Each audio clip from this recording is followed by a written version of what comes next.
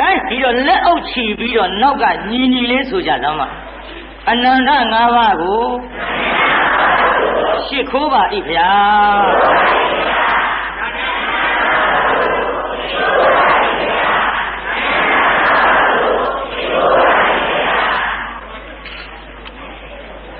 အကြပါ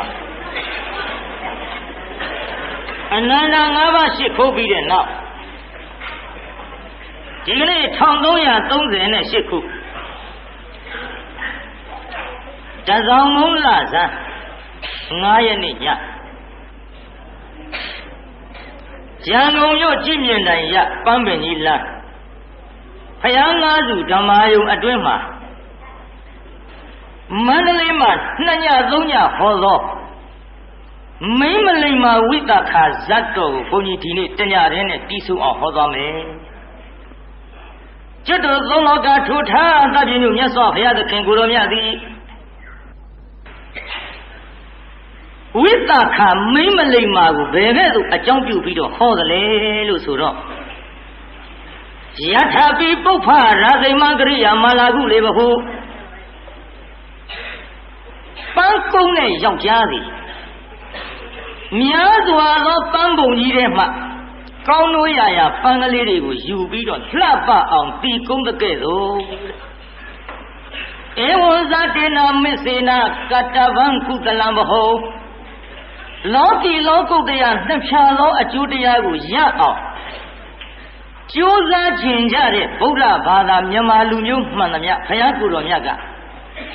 များစွာသောကုသိုလ်ကောင်းမှုတွေကိုကြိုးစားပြီးတော့ပြုကြတယ်လို့ဒီဂါထာလေးအကြောင်းပြုပြီးတော့ဘုရားကိုယ်တော်မြတ်ဏီကုန်းခဘအပိတယဝိတခဇတ်ထုကိုဟောကြားပါတယ်ဒီဝိတခရဲ့ဇတ်လုံးအစ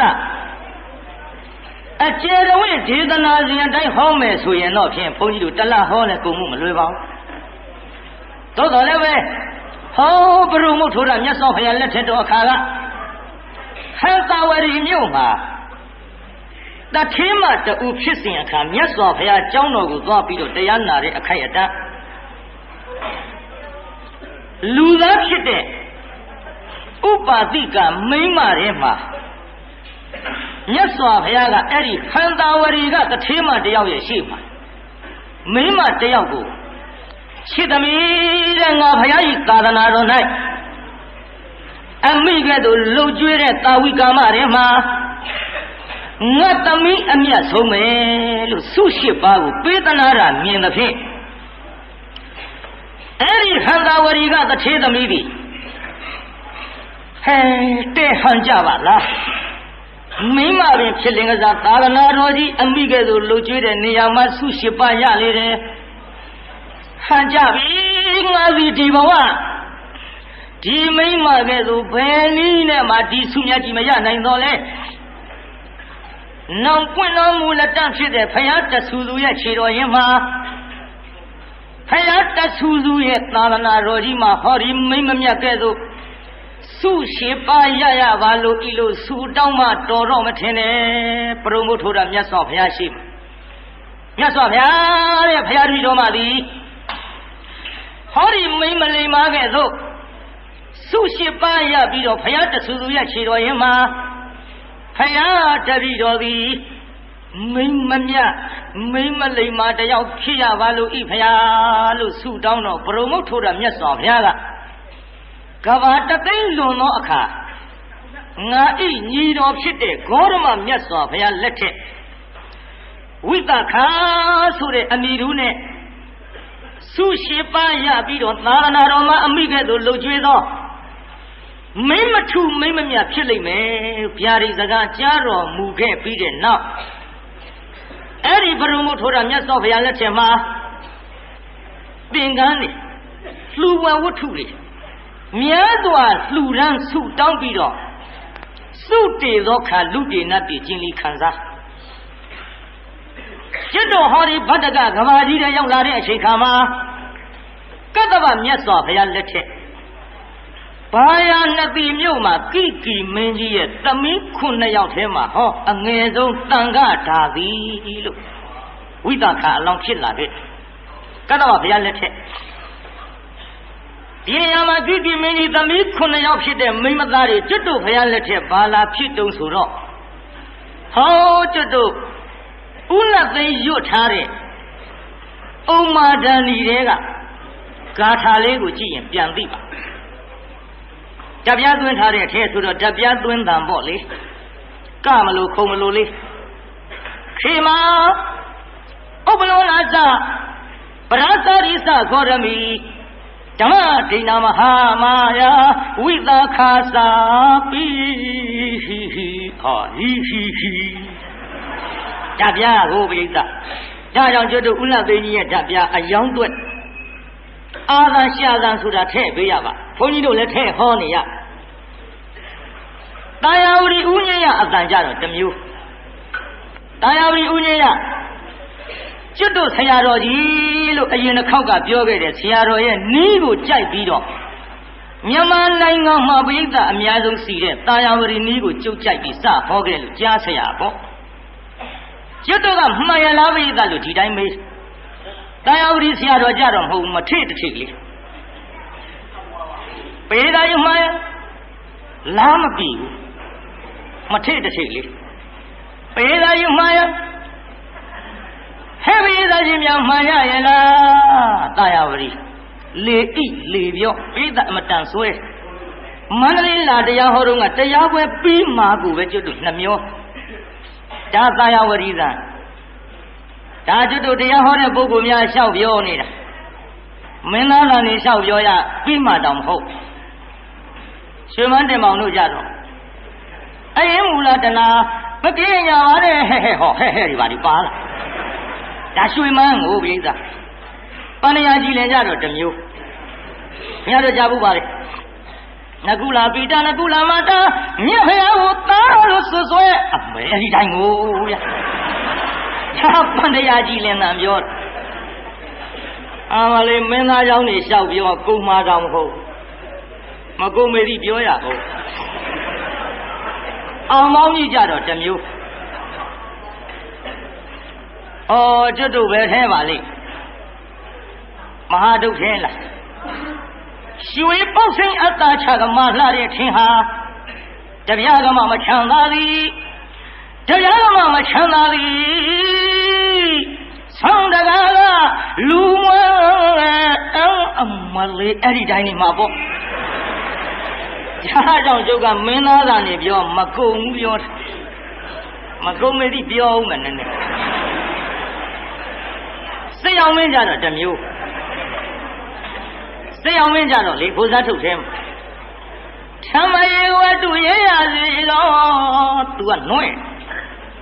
လို့စိတ်အောင်မင်းအတန်နဲ့တချို့ကြိုက်ကြဒါကြောင့်တရားနာပရိသတ်ရေအဲ့ဒီကဲ့သို့ဥလသိရွတ်ထားတဲ့ဂါထာလေးထဲမှာဝိသခာဆိုတာကျွတ်တို့ကသဗ္ဗဘုရားလက်ထက်ကအငယ်ဆုံးဖြစ်တဲ့တန်ခါဓာတိဖြစ်ခဲ့လို့ဂါထာနောက်ပိုင်းလေးမှာဝိသခာစာပိတတမီ9ယောက်မြောက်အဲ့ဒီတုန်းကအမ6ယောက်နဲ့အတူတော်ကအိမ်တော်မပြုတ်ပဲနဲ့ကျွတ်တို့တန်ခါ1000ကိုလှူခဲ့အနှစ်2000ကာလပတ်လုံးနို့ကနာဆန်းနေတဲ့တကွာပင်ကန်းနေလှူပြီးတော့လာခဲ့အဲ့ဒီကတ္တဗမြတ်စွာဘုရားလက်ထက်မှာနေ၍စုတည်ပြီးတော့လူပြင်းနာပြချင်းလီခံစားကျွတ်တို့ဂေါရမဘုရားလက်ထက်ကြတော့ကင်္ဂတိုင်းဗတ္တိယမြို့အဲ့ဒီဗတ္တိယမြို့မှာကျွတ်တို့မင်းတကတထေကြီးဆိုတာရှိရွှေဆိတ်ရုပ်တွေမြေကြီးတွေကပေါက်ပြီးတော့မြေပေါက်တထေပေါ့မင်းတကတထေကြီးနဲ့စန္ဒဘရုမဒေဝီမှပေါက်ဖွားတဲ့ဓနင်စရတထေကြီးချွေးမသူမနာဒေဝီအဲ့ဒီဓနင်စရတထေကြီးနဲ့ချွေးမသူမနာဒေဝီမှပေါက်ဖွားတဲ့ဟောကျွတ်တို့သမီးကလေးဝိသခာလို့ကျွတ်တို့ဂေါရမဘုရားလက်ထက်ဖြစ်လာခဲ့ပါတယ်ဒါအတိတ်နဲ့ပေါင်းစပ်ပြီးပြစ္ဆုတ်ပံထီအောင်ပြောတဲ့ဆက်စပ်မှုလေးပေါ့ဒီလိုဝိသခာရဲ့လို့ဖြစ်ပြီးတော့လာတဲ့အခက်ရတငယ်ငယ်ရွယ်9နှစ်သမီးကလေးတွေကမင်းတကတထေးကြီးဖြစ်တဲ့အဖေကြီးကငါမြည်မြတ်စွာဘုရားကိုတော်မြတ်ကြီးကြွလာပြီ မြတ်စွာဘုရားကိုရောမြတ်ကြီးအားသွားပြီးပင့်ကြည်တော့လို့အဖေကြီးဖြစ်တဲ့မင်းတကတထေးကြီးကအခိုင်မှာဟောဝိသခအမျိုးသမီး900နဲ့သွားပင့်ယထာနဲ့သွားကြယထာနဲ့သွားပြီးတော့မြတ်စွာဘုရားကိုရောမြတ်ကြီးမြင်လို့တဲ့အရကြတော့ယထာဘောကချင်းဖဏကိုဝေးဝေးကချွတ်ပြီးခါကလေးတွေကိုင်းပြီးတော့လက်အုပ်ကလေးတွေချီလို့မြတ်စွာဘုရားရှိတော်ရောက်တော့သုံးလောကထိုထားသပြီးညမြတ်စွာဘုရားတဲ့ဘုရားတပည့်တော်မဤအဖေကြီးဖြစ်တဲ့မင်းတကတထေးကြီးကအပင်ခိုင်းလို့ဘုရားတပည့်တော်မသည်မြတ်စွာဘုရားကိုရောမြတ်ကြီးကလာပြီးတော့ပင့်လျောက်ရပါသည်ဘုရားတပည့်တော်ဤအဖေကြီးမင်းတကတထေးကြီးရဲ့အိမ်သို့ကြွတော်မူပါဘုရားလို့လျှောက်အဲ့ဒီနေရာမှာအကြောင်းကျိုးဆက်ဆက်မှုနဲ့သူတို့နဲ့သင့်လျော်သောတရားကိုဟောလို့ဝိတာခာနဲ့တကွဟောအမျိုးသမီး900တို့ဒီဒိဋ္ဌိနဲ့ဝိစီကိစ္စကွာလို့သောတာပန်ဖြစ်ကြပါတယ်ဗျာခုနှစ်သမီးလေးသောတာပန်ဖြစ်တာဟဲ့ငါနှမများမှတ်ထားကြငယ်ငယ်ရွယ်ရွယ်လေးဒါကြောင့်တို့ရွယ်တရားနာတဲ့အရွယ်မဟုတ်သေးပါဘူးဥပုသ်ဆောင်တဲ့အရွယ်မဟုတ်သေးပါဘူးတရားအားထုတ်တဲ့အရွယ်မဟုတ်သေးပါဘူးလို့အရွယ်ကိုရွေးမနေကြနဲ့အခါအခွင့်လေးရတဲ့အချိန်ခါမှာတရားနာကြ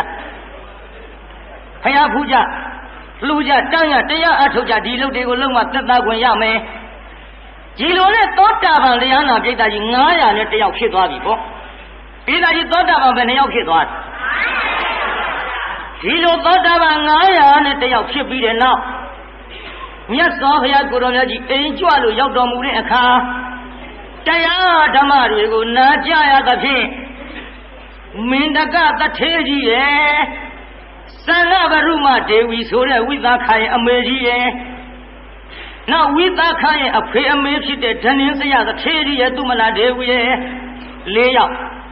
နောက်ကျွန်းဖြစ်တဲ့ပုံနာရဲ့လို့ဆိုတော့ဟောတထေးကြီး9ဦးတရားနာပြိဿသောတာပန်ကြီးဖြစ်ကြပါတယ်ဗျာဝိသခာရဲ့900နဲ့ဆိုတော့900နဲ့တယောက်အဖေကြီးရဲ့အမေကြီးရဲ့အဖေရဲ့အမေရဲ့ပုံနာရဲ့ဆိုတော့9ယောက်နဲ့900နဲ့တယောက်ပေါင်းလိုက်တော့တရားနာပြိဿကြီးဘယ်နှယောက်တို့900နဲ့6ယောက်သောတာပန်ကြီးဖြစ်ကြပြီးတဲ့နောက်ကြည်တရားနာပြိဿဟောကျွတ်တို့သာဝဋ္ဌိတိုင်းနိုင်ငံမှာအုပ်ချုပ်တဲ့ကောသလရှင်မယင်ကစဉ်းစားတယ်အော်ငါတိုင်းပြည်မှာတထေးရဏရှားပါပြီငါဤရောက်ဖတော်ဖြစ်တဲ့ဗိမိသာရမင်းကြီးရဲ့တိုင်းနိုင်ငံမှာဇောတိကဇတိလကာကဝံလိယမင်တကပုံနာတထေးကြီး9ဦးရှိတယ်မောင်လဲနှမလဲသမီးရောက်ဖတော်ဆက်သဖြင့်ကောသလရှင်မယင်ကဗိမိသာရမင်းရဲ့ထံမှာတထေးတောင်းမယ်ဆိုပြီးသွားရောပြိဿကြီးရောက်တော်ကြီးကျွန်ုပ်ရဲ့တိုင်းနိုင်ငံမှာတထေးမရှိပါသောကြောင့်တထေးတယောက်တော့ပေးပါရှိတုန်းကရှင်မရင်မြန်တထေးကိုတင်အားကိုတထေးကယရနာတစ်ပါးအပါအဝင်ဆိုတော့မိမိနေရာတကာမှာအကွက်စီသည်မတတ်နိုင်လို့ရှိရင်တထေးများကြည့်ရှုစောင့်ရှောက်လိမ့်မယ်တဲ့ဟိုမျိုးကငါရှင်မရင်မရောက်တော့လေဟိုမျိုးမှာဟိုတထေးရှိရင်ဟိုတထေးကဟိုမျိုးကဆင်းရဲတဲ့လူတွေကိုစောင့်ရှောက်လိမ့်မယ်ဒီမြို့မှာငါရှင်မရင်မရောက်နိုင်တော့လေဒီမြို့ကလူတွေကိုအဲ့ဒီမြို့ကတထေးကနေပြီးတော့စောင့်ရှောက်လိမ့်မယ်လို့ယရနာတစ်ပါးအနေနဲ့ရှင်မရင်များအားကိုးသဖြင့်သာဝဋ္ဌိရှင်မရင်ကဟောဗိမိတာရမင်းထံသွားရောပြုရောက်တော်ကြီးရဲ့တိုင်းနိုင်ငံမှာတထေးတွေများပါသဖြင့်ညီတော်မောင်ရဲ့တိုင်းနိုင်ငံမှာတထေးမရှိသောကြောင့်တထေးကြီးတယောက်လောက်ပေးပါအေးမင်းတောင်းတာတော့ဟုတ်တကွယ်တဲ့ဇောတိကဇတိလာကကွဏမင်းကပုံနာလို့ဆိုတဲ့တထေး9ဦးကတော့ရွှေတောင်ငွေတောင်တွေပေါက်ပြီးတော့ရှေးတုန်းကဘုံကံရောက်မြေကြီးကဲ့သို့မြင်းမြန်ခိုင်ခံ့ပါသဖြင့်ပြေးလို့မလွယ်ဘူးကွယ်သို့တော်လည်းပဲမင်းတကတထေးကြီးရဲ့သားတဏင်းစရတထေးကြီးကိုငါခေါ်ပြောမယ်သူလိုက်ရင်ယူမလားမှန်လားပါဗျာတယောက်ရကျင့်တတ်ပါပြီဗျာဒါနဲ့ဝိသခာရဲ့အဖေဖြစ်တဲ့ဒဏင်းစရတထေးကြီးကိုခေါ်လို့ရှိတော်ရောက်တော့အော်မောင်ဒဏင်းစရ ငါဤရောက်ဖတော့ကောသလကတထေးလို့ခြင်းတဲ့မင်းဖခင်များကတော့မြေကြီးတွေကရွှေဆက်ရုပ်တွေပေါက်ပြီးတော့မြေကြီးလိုပဲမြဲမြံခိုင်ခန့်တဲ့ဖြင့်ငါထဲလို့မတော်ဘူး။ဒါကြောင့်မောင်ကြီးမင်းလိုက်သွားပြီတော့လိုက်မလားလို့မေးတော့မှန်လားပါအမိတ်တော်ကြီးမလွန်ဆန်ဝင်ကြောင်းပါဗျာလိုက်စီခြင်းလိုက်ပါမယ်ဆိုပြီးတော့သမီးကလေးဝိသခါပါသွားဆိုကြပါစို့ဒီလိုကောသလရှင်မင်းတော့ပါသွားပြီးတဲ့နောက်သာဝတိမြို့နဲ့ခုနှစ်ယူဇနာလောက်ဝေးကွာတဲ့ဌာနမှာဒေသကြီးခုနှစ်ယူဇနာနဲ့ကျုံနဲ့တွက်မထားမိမိုင်ဖွဲ့ကြည့်မယ်ဆိုရင်တယူဇနာကို73မိုင်ရှိ73မိုင်ရှိတော့73ခုနှစ်လီကိုဘယ်လောက်များရဟုတ်တယ်91နဲ့တမိုင်လောက်ဝေးကွာတဲ့ဌာနရောက်တော့မှတ်လားပါဗျာကောသလတိရှင်ဘယင်ကောသလမင်းမြတ်မင်းနေပြီနဲ့ဘယ်လောက်ဝေးပါသေးတယ်လဲဗျာဟဲ့ခုနှစ်ယူဇနာလောက်ဝေးတယ်မှန်လားပါဗျာဒါဖြင့်မင်းနေပြီဆိုတာအင်မတန်ကျင်းမြောင်းပါဗျာရှင်မင်းများရဲ့အနာကိုတိုင်းလူပြည်သားဆိုတာတဲကတ်ချင်ရမန္တလေးကိုမရောက်ဘူးတဲ့လူတောဒေသကမန္တလေးကိုနေခြင်းများနဲ့မန္တလေးနေခြင်းများတော့ရန်ကုန်မြို့ကြီးကိုမန္တလေးထက်ပိုပြီးတော့နေခြင်းကြသလိုမင်းနေပြီဆိုတာရှင်မင်းအပန်းမှာအင်မတန်နေခြင်းကြသဖြင့်ဟောတရားနာပြိဿမင်းနေပြီဆိုတာအင်မတန်ကျင်းမြောင်းပါတယ်ဗျာတဲ့ကောသလကဒါတော့ကျွန်တော်မျိုးစီအင်မတန်ချွေရံပိသက်တွေများပါသောကြောင့်ဒီနေရာမှာကိုယ်တိုင်သတ်မှတ်ပြီးတော့မြို့တည်ပါရစီဗျာလို့တော်ဥတင်တော့ကဲဒါဖြင့်အမောင်တင်နေဆရာကောင်းပြီမင်းကြိုက်တယ်လို့သာလုပ်ပြီးတော့ဘယ်ခွင့်ပြုလိုက်တော့မှသူကိုယ်တိုင်သတ်မှတ်ပြီးတော့နေရာယူ၍တည်ခြင်းကြောင့်အဲ့ဒီမြို့သာကေတမြို့တဲ့ပြိဿရန်ကုန်ကသာကေတအဲ့ဓာတွေများအတုခိုးမှဲ့သလားတော့ဘုန်းကြီးတို့မသိဘူးပေါ့ကိုယ်တိုင်နေရာသတ်မှတ်ပြီးတည်တဲ့မြို့ကိုသာကေတမြို့အဲ့ဒီသာကေတမြို့တို့ဝိသခာရဲ့မိဘများဝိသခာနဲ့အတူတကွမြို့တည်ကြလေသည်ကျွန်းရွာ14ရွာရှိကျွန်းရွာတရွာမှာကျွတ်တို့ဘယ်လောက်ကြီးသလဲလို့ဆိုတော့တီဟိုကဒီဝါလံပိယတိတ်တမင်းအုပ်ချုပ်တဲ့တိုင်းပြည်လောက်ရှိတဲ့မြို့တထေမချမ်းသာတဲ့ချမ်းသာတွေတော့ဒါသာတွက်ကြည့်တော့နောက်သာဝတိကောသလရှင်မင်းအုပ်ချုပ်တဲ့သာဝတိမြို့မှာလည်းပဲမိဂါရဆိုတဲ့တထေးကြီးတယောက်ဒီသူ့မှာသားလေးတယောက်ရှိပုံညဝုဒ္ဒနာတဲ့မှဟဲ့ပုံညဝုဒ္ဒနာဝိသခာလောက်သိပေမဲ့လို့ဝိသခာရဲ့လင်သားကိုမသိကြသေးတဲ့ပုဂ္ဂိုလ်များနောက်အကြောင်းပါမဲ့တထေးသားမို့လို့နာမည်မှတ်ထားရပုံညဝုဒ္ဒနာဘယ်သူကြတော့ဟဲ့အဲ့ဒီပုံညဝုဒ္ဒနာဒီခဏမိဘများကအိမ်တော်ပြုတ်ကိုတိုက်တွန်းဖခင်ကျွန်တော်ကမြင်ကြမိမကိုမလိုချင်ပါဘူးကောင်းခြင်း၅ပါးနဲ့ပြည့်စုံတဲ့မိမသားမှကျွန်တော်ရရင်ယူပါမယ်ခင်ဗျာမှကြမိမများကောင်းခြင်း၅ပါးရှိဧဒါကြီးမိမများကောင်းခြင်းပဲ2ပါးရှိမှတ်ထားဟိမိမများကောင်းခြင်း၅ပါးရှိတယ်1ပါးတည်းလောက်မှတ်မထားနဲ့ဘယ်2ပါးရှိကဲကောင်းခြင်း၅ပါးနည်းနည်းပြောမိနောက်ကလိုက်ထူသားမှလက်ချိုးပြီးတော့ဆံပင်အသားအရေးအယိုးအရွယ်ဘယ်နှခုတော့ဟိဆံပင်အသားအရေးအယိုးအရွယ်ဆံပင်အသားအရေးအယိုးအရွယ်ပြောကြည့်သားဟိ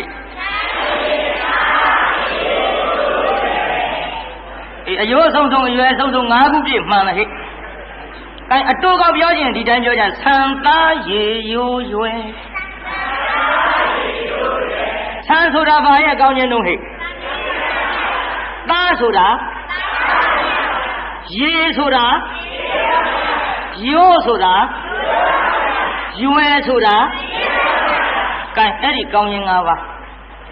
ဆံမင်းရဲ့ကောင်းခြင်းဆိုတာမိမသားချင်းမှတ်ထားကြနောက်ဆက်ကဖြန့်ချလိုက်ရင်ခြေပနှောင်းထိသည်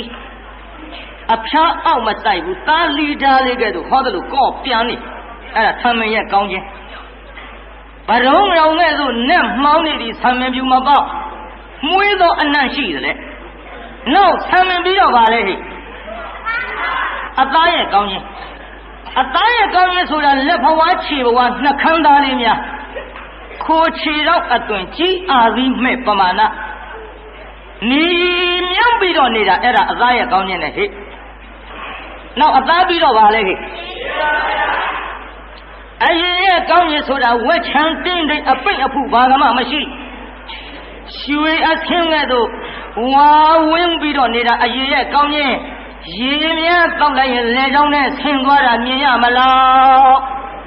မြင်တယ်လို့ပြောတာမဟုတ်ဘူးဟေ့မြင်ရမလားမြင်တယ်လို့လေးခင်ရဒီထက်တချို့ကနားမလဲပါမလဲနဲ့ခလီတချို့များလှတယ်လေချောင်းနဲ့ရေဆင်းတာမြင်ရတဲ့ရန်တုံတာဟုတ်လည်းမဟုတ်ပဲနဲ့မြင်ရတလို့လေးဟဲ့လေချောင်းနဲ့ရေဆင်းတာမြင်ရတော့အောင်ဒီမိမအရေပါနေရင်ငါတလောင်ဟင်းစားငါးပါးမောက်ပြီဘူးလားကျက်သားဟင်းစားမြန်သေးမှာဖောက်ထွက်လာမြင်ရတလို့လေးလို့ဒီလိုထင်ရတယ်အဲ့ဒါအရေရကောင်းရင်အရေရကောင်းရင်ပြီးတော့ပါလဲကွအယိုးရဲ့ကောင်းရင်ဆိုတာလက်ဖြားခြေပြားလေးများထောင်းထမ်းလိုက်ရင်ဖျောင်းတိုင်လေးကဲ့သို့ပြည့်ပြည့်အတွင်းကအယိုးကောင်းတော့အပြစ်မဲ့ကိုအဆင်မခေါ်ဘူးလေတွားလေးများစိတ်ထားလို့ရှိရင်ခယူသင်းကိုလွှတ်နဲ့တိုက်ဖြတ်ပြီးပြန်အပ်တဲ့ကဲ့သို့ခေါ်ခြင်းကုတ်ခြင်းကြားခြင်းပေါက်ခြင်းမရှိအဲ့ဒါအယိုးရဲ့ကောင်းခြင်းနောက်အယိုးရဲ့ကောင်းခြင်းပြီးတော့ဘာလို့ဟဲ့အယိုးရဲ့ကောင်းခြင်းဆိုတာကအသက်30ပင်ဖြစ်တော်လဲသာသမီတစ်ကြိမ်ပင်ရတော်လဲဝိတခါတို့ကြတော့သေသာသွား16နှစ်လာပါလိမ့်မယ်နောက်သာသမီရတဲ့အကြောင်းအခုရိုးရိုးမိမသားတွေကြတော့သာသမီတစ်ကြိမ်ပင်ရတော်လဲအသက်30ရွယ်လောက်သာထင်ရသည်အဲ့ဒါတို့အရွယ်ရဲ့ကောင်းခြင်းပေါ့တသားမွေးတသွေးလှဆိုတာအဲ့ဒီကထွက်လာဘုရုံးကသာရှိတာပါခုတော့တသားမွေးတသွေးမလှပါတယောက်လည်းဖွာပြီးရောကဲပြီးရောရှိလည်းပြောမကောင်းဟုတ်တယ်လေတယောက်လည်းဖွာပြီးရောကောသလအိမ်မက်ကဗါတဲ့ဆိုကြည့်သားကိစ္စမြေကမကြွငယ်လှတစ်ပင်ဖူးငုံရင်ပြီးပွင့်ပြီးတွေ့မြင်ကြဆိုလိုက်ဟဲ့ရိုင်းသူမြေကမကြွငယ်လှတစ်ပင်ဖူးငုံရင်ပြီးပွင့်ပြီးတွေ့မြင်ကဲဘုန်းကြီးနဲ့ပြန်ပြီးဆိုကြည့်သားမှပြန်ပြီးတော့မြေကမကြွငယ်လှတစ်ပင်ဖူးငုံရင်ပြီးပွင့်ပြီးတွေ့မြင်ဆိုကြည့်သားမှ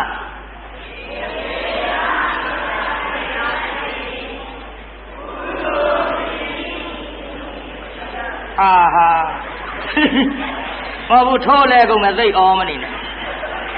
ဟဲ့ငါကြီးများနှမများမှတ်သားဟဲ့ကောသလအိမ်မက်ကောသလကမြတ်စွာဘုရားတဲ့ဘုရားကြီးတော့အိမ်မက်16ချက်ထဲမှာတစ်ပင်ကလေးတွေမြေကြီးကမကြွပဲနဲ့အသီးအပွင့်တွေကိုတွေ့မြင်တဲ့အိမ်မက်ပါဗျာလို့ဘုရားကိုလျှောက်တော့ဘုရားကိုယ်တော်မြတ်အဖြေကဒီလိုဟဲ့ဆိုကြည့်သားမအရွယ်မမျှငယ်လှပြိုစဉ်သမီးသားလင်ထားအိမ်ထောင်ခြင်းအရွယ်မမျှငယ်လှပြိုစဉ်သမီးသားလင်ထားအိမ်ထောင်ခြင်းဘုရားကိုယ်တော်မြတ်ကြီးဖြေလိုက်တာကကောသလမင်းလက်ထက်ငါလက်ထက်မဖြစ်ဘူးခွဲ့လူတွေတက်တန်းတူတဲ့အချိန်ခါမှာမင်းမြင်တဲ့အိမ်မက်မြေကြီးကမကြွတဲ့မြေကြီးကတ်နေတဲ့တစ်ပင်ကလေးတွေအသီးအပွင့်တွေ့သလိုလူသားတွေအသက်တူတဲ့အချိန်ခါမှာငယ်ငယ်ရွယ်ရွယ်အိမ်တော်ပြုငယ်ငယ်ရွယ်ရွယ်ဘိုးကြီးဖွာကြီးဖြစ်ငယ်ငယ်ရွယ်ရွယ်သားသမီးတွေရရုပ်အဆင်းနေကြပြီးတော့ငယ်ငယ်ရွယ်ရွယ်သေးကုန်လိမ့်မယ်အမောင်ကောသလား ဖယားတက်ကရင်မကံပေမဲ့လို့ဟောဒီကျွတ်တို့ခေလက်ညှိုးထိုးပြလိုက်တာနဲ့တူပါရဲ့မှန်ရလားမြေသားကြီးပါတချို့များအရွယ်မရောက်ခဲနဲ့လိုက်ပြေးလို့ငယ်သေးလို့ကြီးရင်သူတို့ရေသက်မဖြတ်ပါဘူးပေးစားပါမယ်ဆိုပြန်သိရတာမန္တလေးဘက်တော့အများကြီးရန်ကုန်တော့မသိဘူးဟဲ့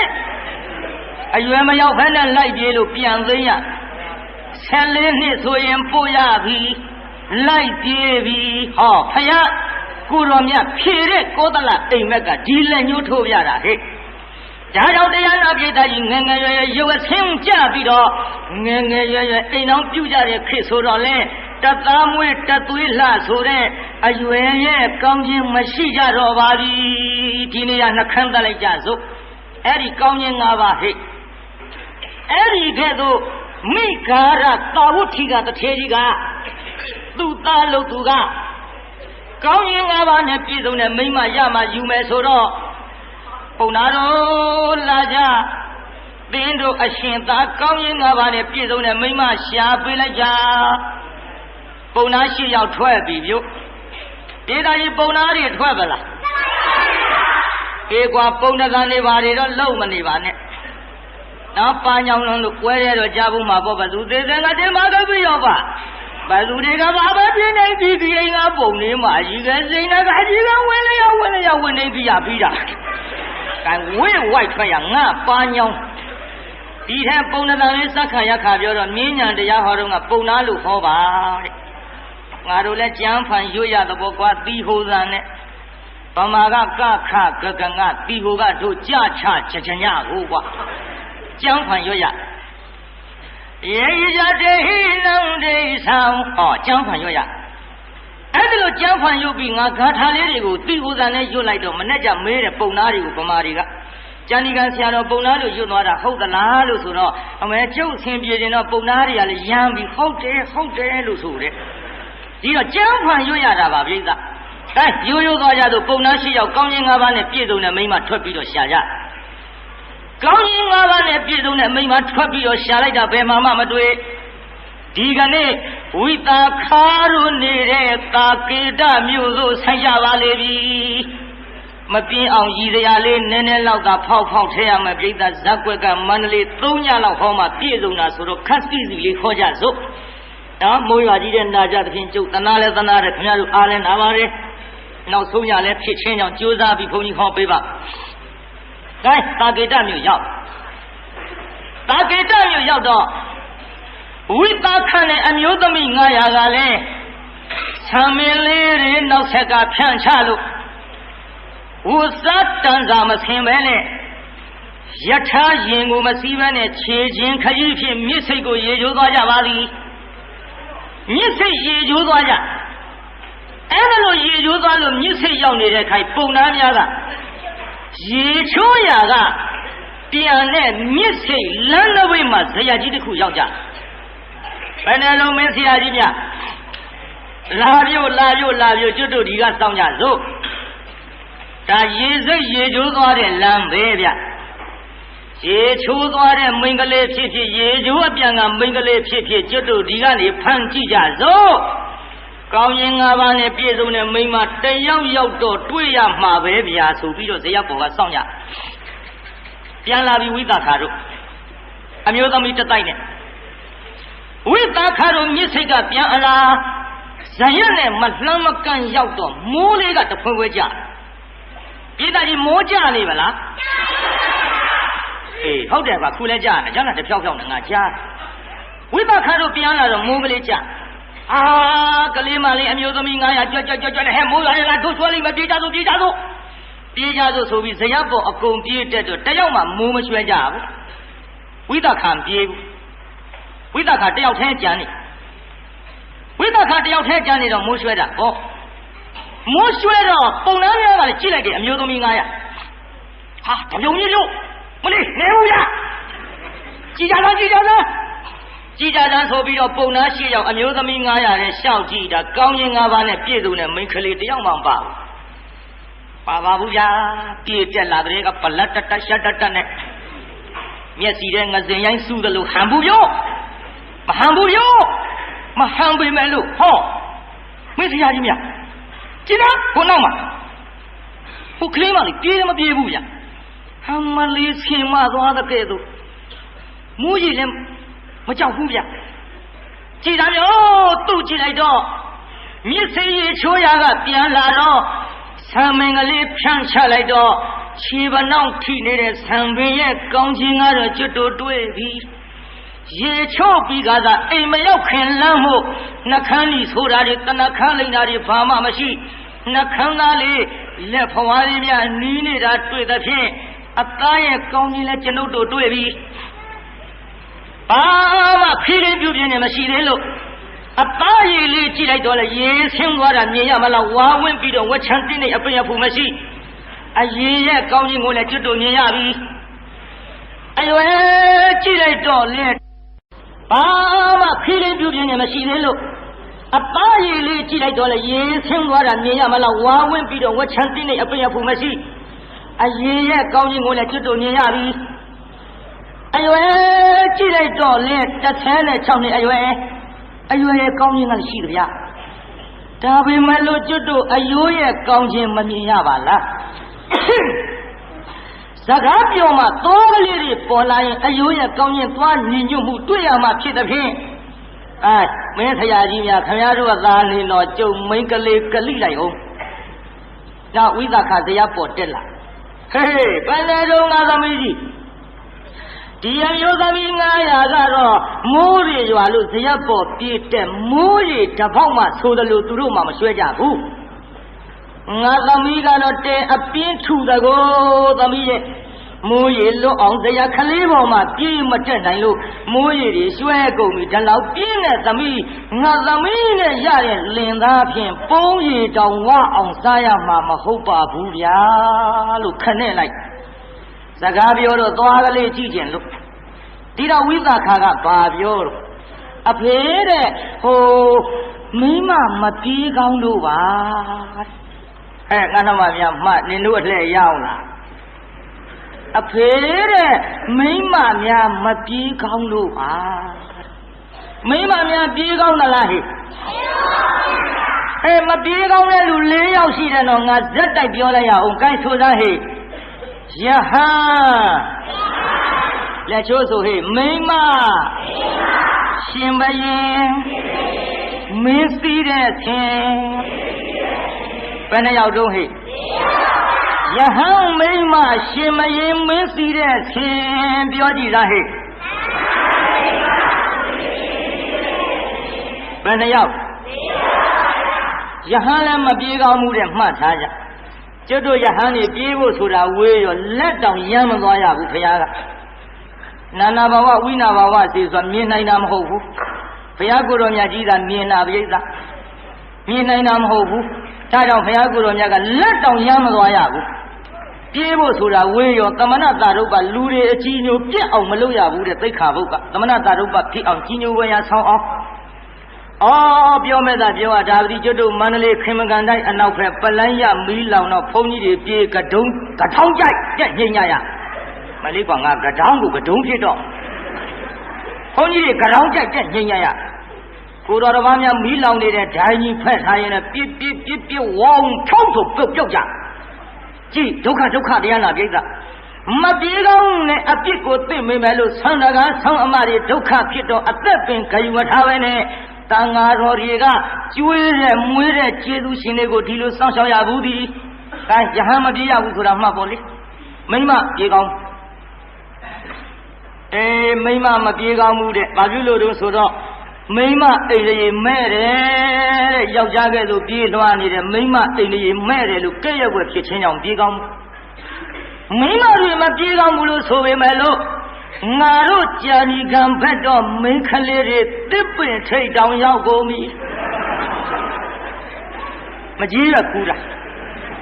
没几月哭着嘿，什么呀？别人呢得本才在这发财弄的呀。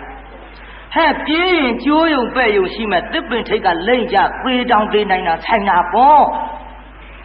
我说来阿妈妈查我讲嘛，我基本的是个来嘛里这个日本车嘛，这个嘞，咱们家都熬个片多少包，这个就找到个标吧，咱背吧，背不后边讲嘛，哈大跑你家都熬个片多。ငါလည်းစိတ်ပေါက်ပေါက်ရှိလို့နေမွေခုမှထပ်သွားလာတော့ဘွာလာတာကိုစောရစီကအတမပေးပဲနဲ့ကိုကောင်းကိုကျက်သိမ်းထားနောက်တော့ဟေးသစ်ပင်တွေအောက်ရှောက်မဲ့ကြရင်တို့ဝေးဝေးကလှမ်းကြည့်ထားရတဲ့လူရှိရင်ကွင်းတန်ကွင်းသွားဖို့ဒါကြောင့်မိန်းကလေးမပြေးကောင်းမှုဆိုပေမဲ့လို့ပရိယေသနာကြောင့်သစ်ပင်ထိတ်မကြီးရွက်တဲ့ခူရရရှာလေပြီရှင်မရင်လည်းမပြေးကောင်းမှုကွာရှင်မရင်ကြောင်တကြကြနဲ့ပြေးနေမယ်ဆိုလို့ရှိရင်မင်းဖြစ်ထိုက်တဲ့ဘုံလက္ခဏာမရှိဘူးလို့ကဲ့ရဲ့သင်ညိုစကရင်းဆိုဝယ်ရဖြစ်လို့ဟောရှင်မရင်များတချို့ပြေးရမိချင်းမိသေးချင်းတွေအသေးခံရပြေးကောင်းမှုကရှင်မရင်မှတ်ထားဟဲ့နောက်မင်းစည်းတဲ့ဆင်းရင်အဘိဓိတ်သွန်ထားတဲ့ရှင်မင်းစီးတဲ့ဆင်းပြီးမပြေကောင်းပြေးနေမယ်ဆိုရင်ဆင်းရိုင်းဆင်းမဲ့ကဲဆိုမုံယိုပြီးတော့ပြေးနေတာဘယင်ရဲ့လက်သုံးမထအပ်ဘူးလို့ကဲ့ရဲ့ွယ်ဖြစ်ချင်းကြောင့်မင်းစီးတဲ့ဆင်းလည်းမပြေကောင်းခေတော်ဒါကြောင့်သမီးမပြေတာပါပြောဟဲ့ဒါရင်လားလို့ဆိုတော့ဝိသခါလေးကထပြောလိုက်သေးဆက်ပြီးနားထောင်ကြည့်ဟဲ့ခေတော်တဲ့ပြီးတော့သမီးမိန်းကလေးမွေးဖွားတဲ့မိဘများဟာရောက်အပ်တဲ့ဗန္ဒာပစ္စည်းလိုပါပဲတဲ့မှန်ဟဲ့ငါနှမဗျာသမီးမိန်းကလေးမွေးဖွားရတဲ့နင်တို့မိဘတွေဗန္ဒာပစ္စည်းလိုပဲတဲ့ဟဲ့အဖေတော်တဲ့ဆိုင်မော်တီးခင်းပြီးတော့ထားတယ်ရောက်အပ်တဲ့ဆိုင်မော်ကပစ္စည်းဒီဝယ်သူလာလို့ရှိရင်ဈေးတက်အောင်လိုချင်အောင်လှပပကျင်မွေးလေးနဲ့တသသာထားရပေမဲ့လို့ဘယ်လိုပဲကိုနှစ်သက်တဲ့ဆိုင်မော်ကပစ္စည်းဖြစ်ပေမဲ့လို့ဝယ်သူလာလို့ဈေးတက်ရင်ထည့်ရပါသည်အဲ့ဒီနေရာမှာတဲ့ကိုဆိုင်မော်ကပစ္စည်းမပေါက်အောင်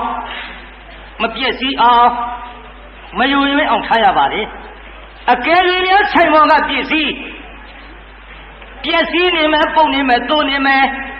ချွေရင်းနေမယ်ဆိုရင်ဝယ်တဲ့လူကပစ္စည်းမလှလို့ဈေးများမပေးကြပါဘူးတဲ့ဒါကြောင့်ဖေတော်တဲ့သမီးမိန်းကလေးဆိုတာအဲ့ဒီဆိုင်မောကပစ္စည်းလိုပဲ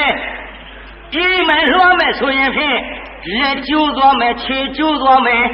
မျက်လုံးကန်းသွားမယ်ကျိုးပဲ့သွားမယ်ဆိုရင်ဖြင့်အိမ်တော်ရွေးပဲဖြစ်တဲ့ယောက်ျားတွေကအင်္ဂါချွတ်တယ်လို့အိမ်တော်မရွေးပဲနဲ့ပြည့်ထားက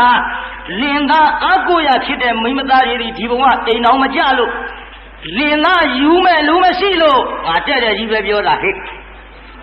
နေကနရိယနုရကနေကရထောင်းရာဇီကအေသီပိဝိဒဝနကယသာပိဓကဘာတရောလို့ကျမ်းဂန်မှာရှိရေမရှိတဲ့မြစ်ဟာအချီနီးမင်းမရှိတဲ့တိုင်းပြည်တဲ့အချီနီးလင်သားပနာမရှိတဲ့မိန်းမသားများဟာလည်းထုံနီး၎င်းပါပဲမိဘစောက်ရှောက်ပေမဲ့လို့မရမောင်တကျိတ်ပင်စောက်ရှောက်တော်လဲဟဲ့ကျမအဝတ်တစ်ထောင်မင်းထပ်ပြီးတော့ဝတ်တော်လဲ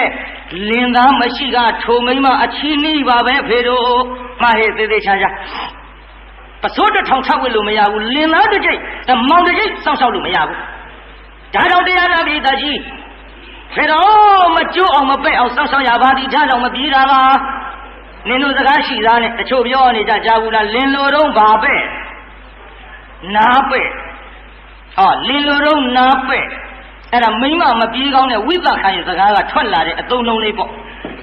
ကြောင့်ဖေတို့မပြေးတာပါလို့ဆိုတော့စကားလေးပြောလိုက်တော့သွားကလေးတွေပေါ်လာဟာပြည့်ပြီလို့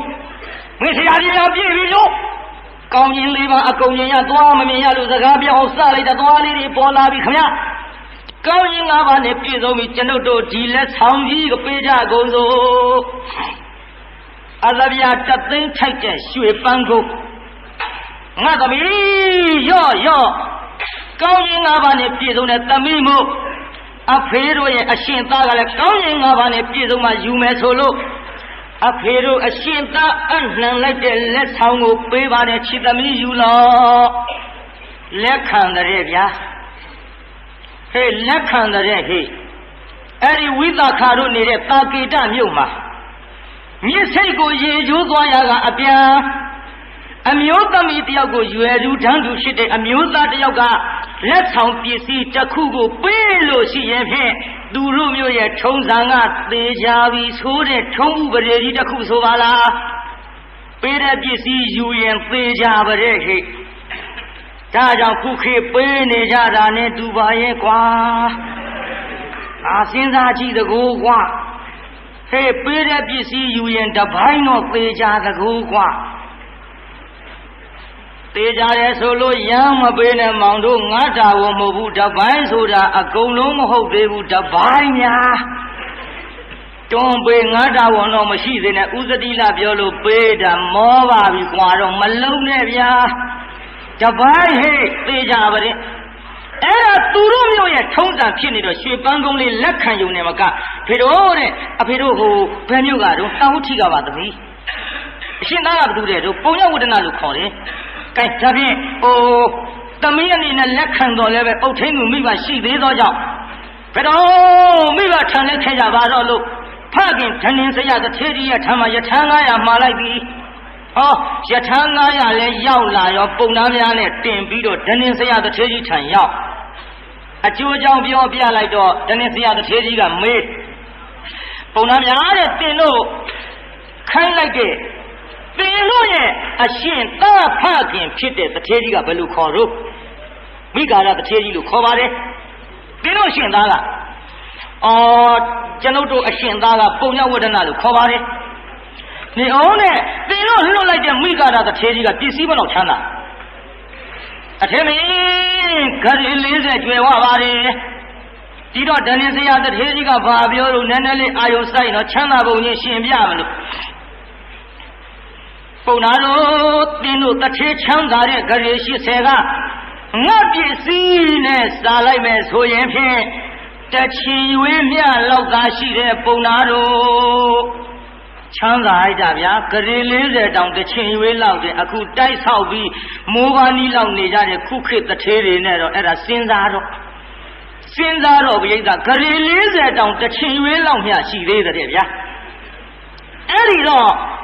သို့တော်လည်းလေပုံနာများငါသမီးအဆောင်ရှောက်မှရပါစေတော့ကိုင်ကောင်းပြီ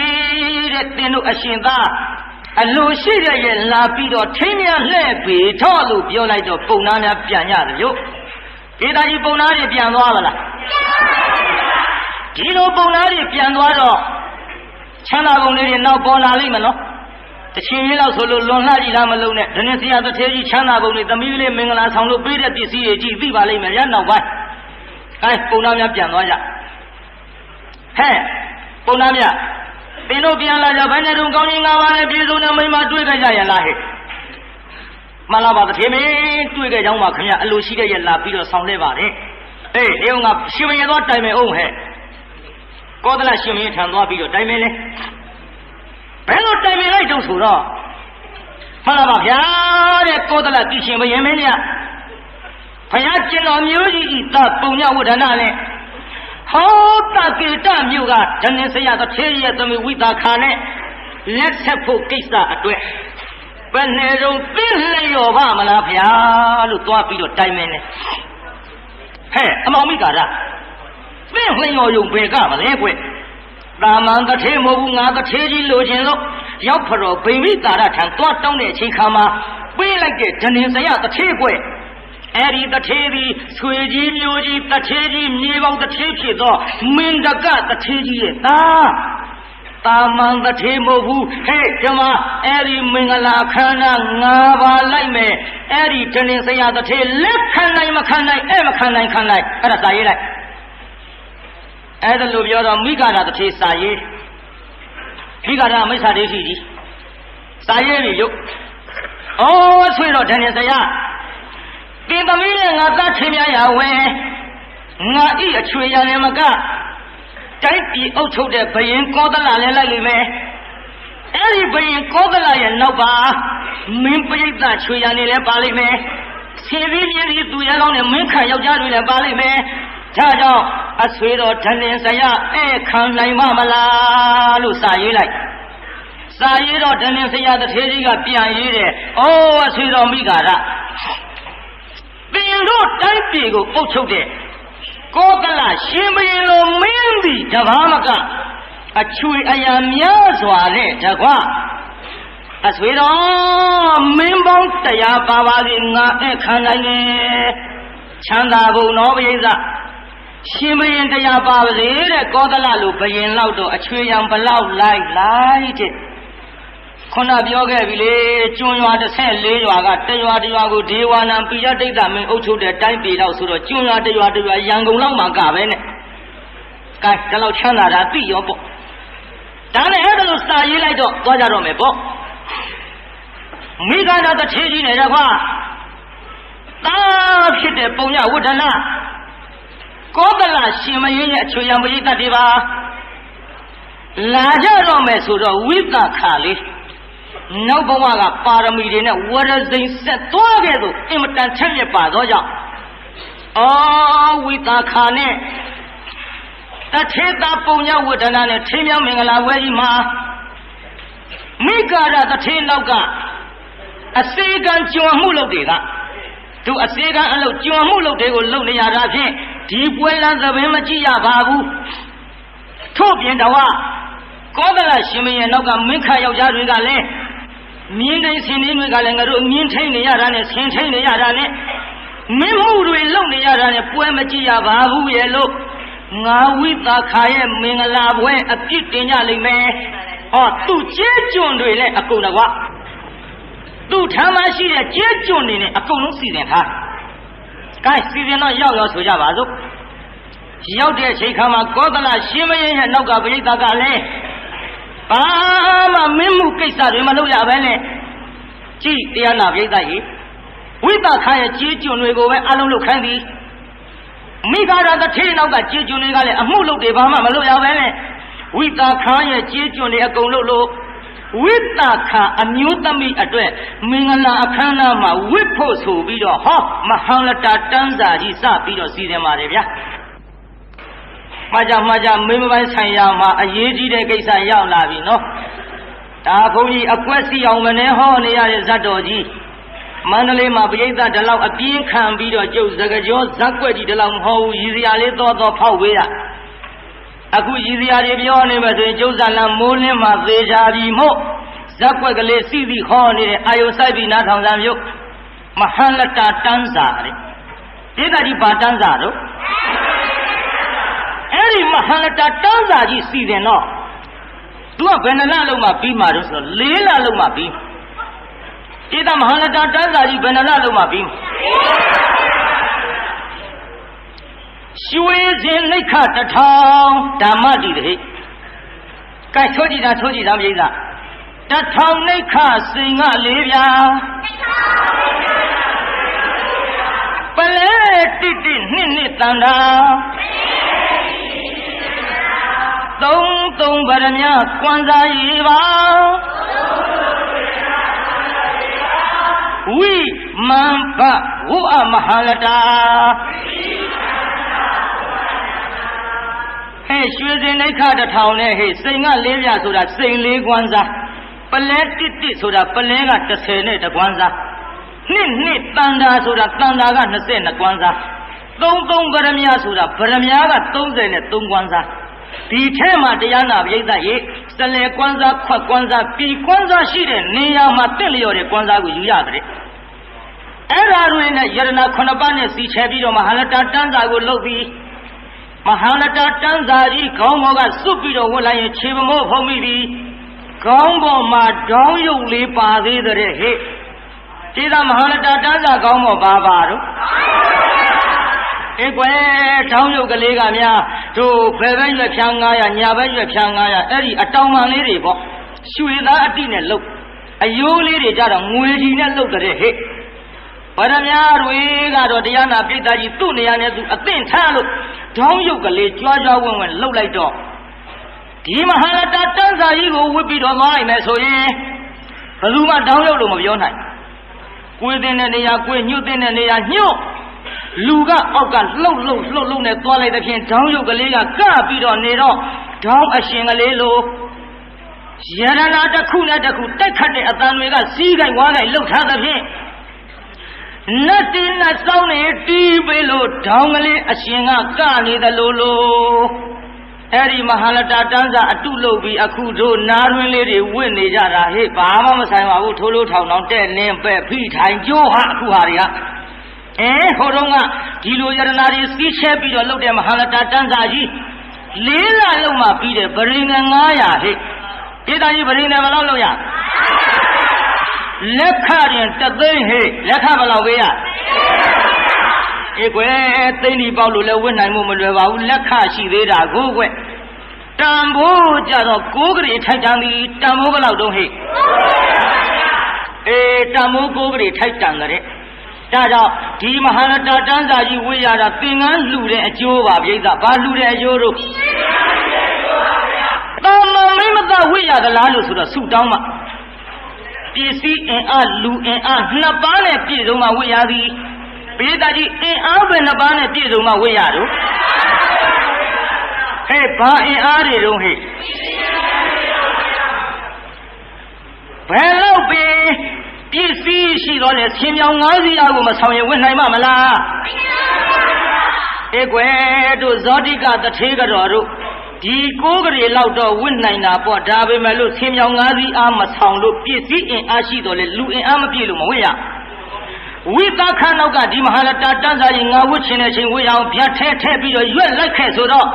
ဆင်မြောင်၅စီးအားဆောင်လို့ဒီကျုံမရွက်တော့ရွက်နိုင်ပါရဲ့ကိုးကလေးကိုကျုံမဖြစ်ချင်းကြောင့်ဝယ်မဝတ်နိုင်မှန်လားပြိဿကွယ်တို့ပစ္စည်းအင်အားလူအင်အားနှစ်ပါးပြည့်စုံမှဝတ်ရငါခုခေတ်မိန်းမတွေအဲ့ဒီမဟာရတတန်းစာဝတ်ပေးလိုက်ခြင်းနဲ့ဟိမင်းကုန်းခေါင်းလောင်းကြီးပြည်တယ်လို့နေမှာပါကွာဆင်မြောင်၅စီးအားမှမဆောင်နိုင်ပဲနဲ့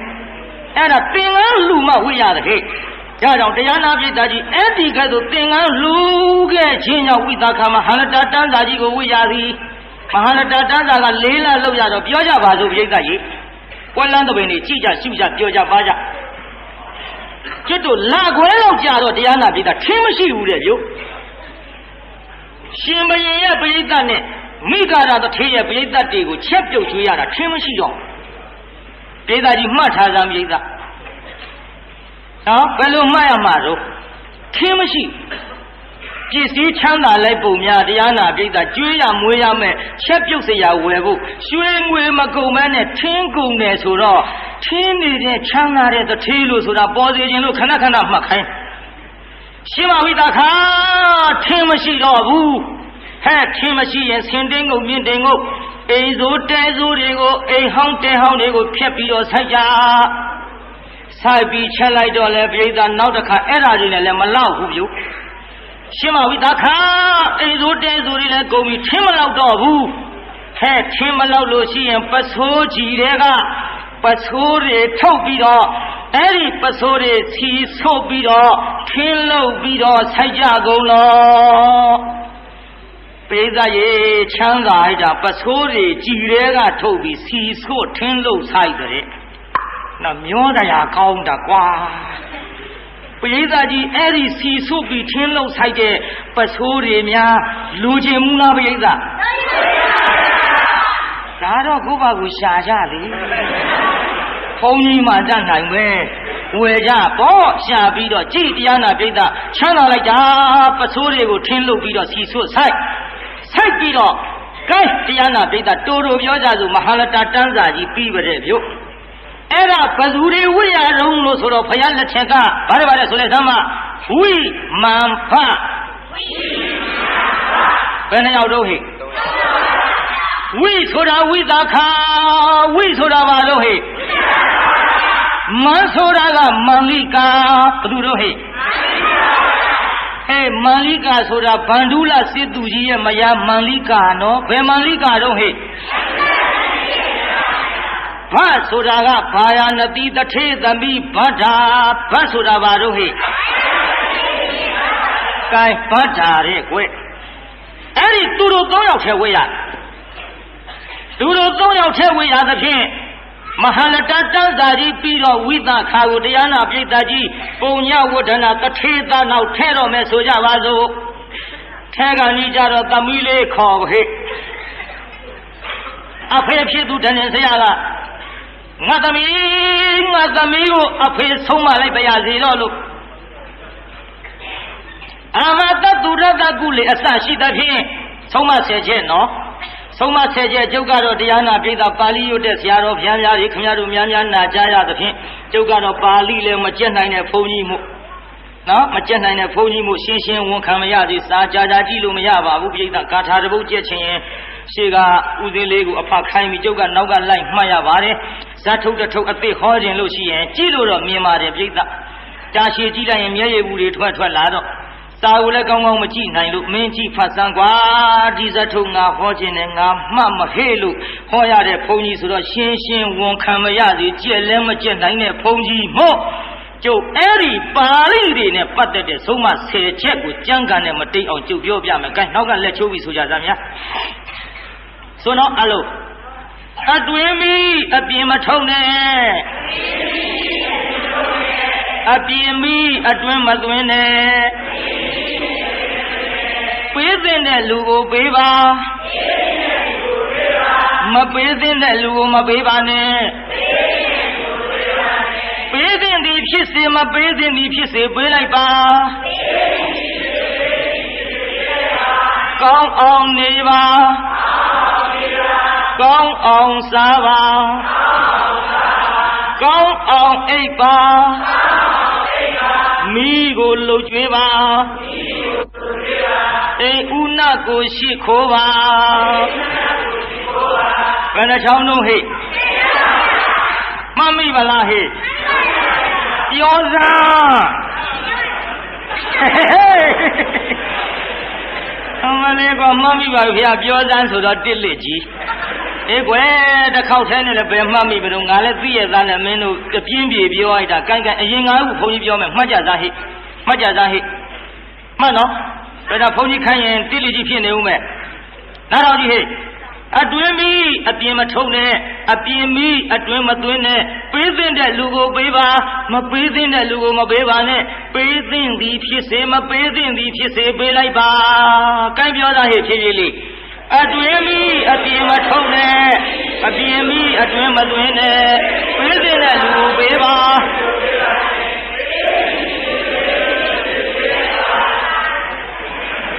မမီလို့ရနေရတာဖြည်းဖြည်းပါသူအသက်မှရှူပဲနဲ့မောတာကွာမင်းတို့နဲ့လိုက်ရမင်းတို့အသက်မှရှူပဲကိုကွာအတွင်းမီအပြင်မထုံနဲ့အပြင်မီအတွင်းမသွင်းနဲ့ပေးတဲ့လူကိုပေးပါမပေးတဲ့လူကိုပေးပါနဲ့ပေးမောတာကွာမသက်သာရတာမင်းတို့လိုသွားရရင်ငါ3နာရီ4နာရီဟောတဲ့ဘုန်းကြီးထိုးလဲဖို့ရှိကဲဓမ္မမိသွားပြီနောက်5ခုငါပြောဟဲ့နောက်5ခုဟဲ့ကောင်းအောင်နေပါကောင်းအောင်စားပါကောင်းအောင်အိပ်ပါမိကိုလှုပ်ကြွေးပါအိမ်ဥနကိုရှိခိုးပါကိုင်းပြောသားဟဲ့